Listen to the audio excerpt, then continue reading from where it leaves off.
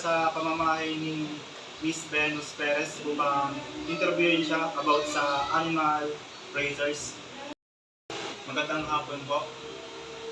Ang unang aking katanungan, magkano po ang inyong kapital sa pag-aalaga po ng manok? Magandang hapon din. Ang inalagaan kasi namin ay yung 45 days na more or less ang naging total namin na pumunat ay umabot ng 30,000. So 100 na piraso ng susunod. So, pwede rin po ba namin malaman kung saan po nanggaling yung pinaka-capital na po?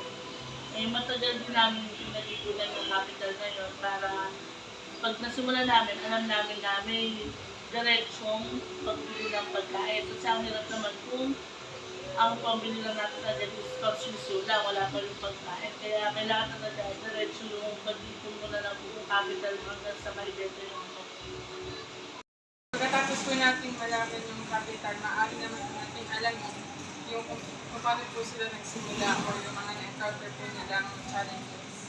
Okay, sa mga challenges naman, madami. Kasi nung una kami, lagi kami namamatayan ng mga sisiw. Dapat malaman natin yung tamang temperatura ng gusto ng sisiw. Kasi diba pag sisiw pa lang sila, kailangan mainit yung kanilang environment. Ngayon, maliit na ilaw na yung nagamit namin. Mga tendency pagkagabi, malamig ang panahon, nagdadaganan pala sila. Ngayon, maraming namamatay na sisiw. Tapos yung isa pa namin naging problema, yung ilalim namin medyo mababa. Ngayon, naaabot ng pusa yung mga paa nila. Pag nahugutan sila ng isang paa, ang tendency, patay na naman yung sisiw. Kaya nung una talaga, ang dami namin nasana ng mga sisiw. Kaya kailangan sa pagpapalaki nun, kailangan ano din natin yung environment, ma-consider sa pagpapalaki para mas maganda ang kitaan. Dumako naman tayo sa pangatlong katanungan. Anong uri or klase ng manok ang inyong inalagaan? Ito yung natawag na 45 days or chicken broil. Sa dami ng hayop na pwede niyong alagaan, bakit iyon ang inyong napili? Sa time frame kasi, yung manok or yung 45 days ang pinakamabilis. Minsan kasi 30 days na 35 days na pwede na natin siya ibenta. Bukod doon, maliit lang din yung pumuna na kailangan mo. Unlike sa pagpipigil o sa pag-alaga ng baboy, ang haba ng oras, tapos minsan baka malugi pa kasi diba meron pang swine. Kaya marami din mga factors na maganda na mag-alaga ng 45 days kumpara doon sa iba pang mga hayop. Ngayon, dumako naman po tayo sa ika-apat na katanungan. Bakit po sa dami niyo po pwedeng gawin? Ba't po ang pag-aalaga po ng hayop ang inyong kapila? Kasi tulad ko nagtatrabaho ko, na umaga hanggang hapon, wala na akong kahit para sa ibang gawain. Yung gusto ko naman, naghahatid lang ng mga estudyante sa umaga at sa hapon susundot.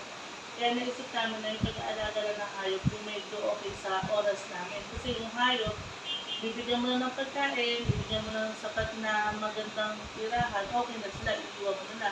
Unlike sa ibang business na tindahan, kailangan 24 hours na doon ka sa tindahan mo para pag may bumili na asipasi mo.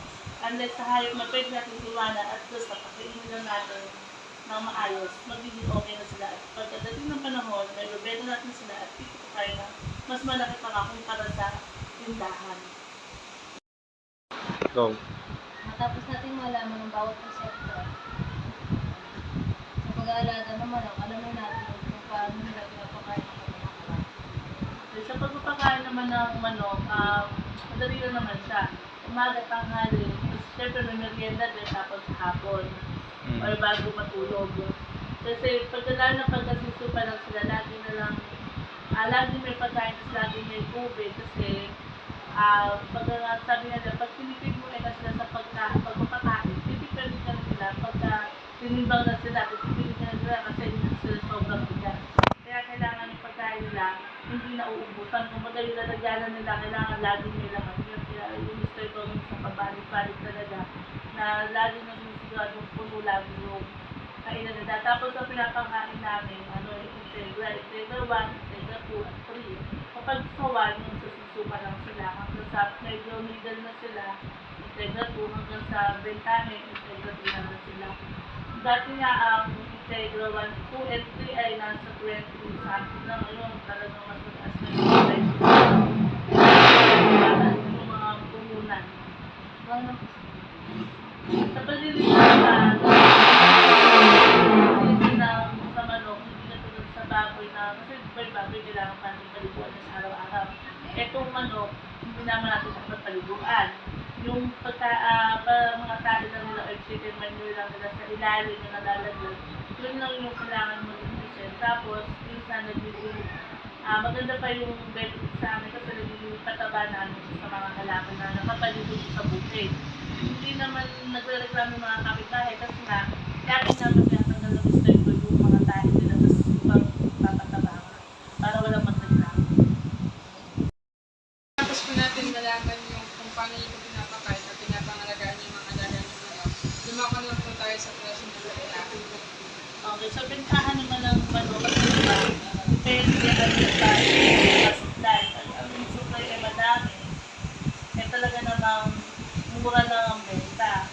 So dito nung nag-alaga kami ng manok ng huli, dito sa atin, ang dami pa ng kasabay yung nag-alaga din. Tapos yung bentahan namin, marami din kami kasabay. Kaya ang tendency nila, ibenta namin sa mababang halaga. 100, 220 per kilo.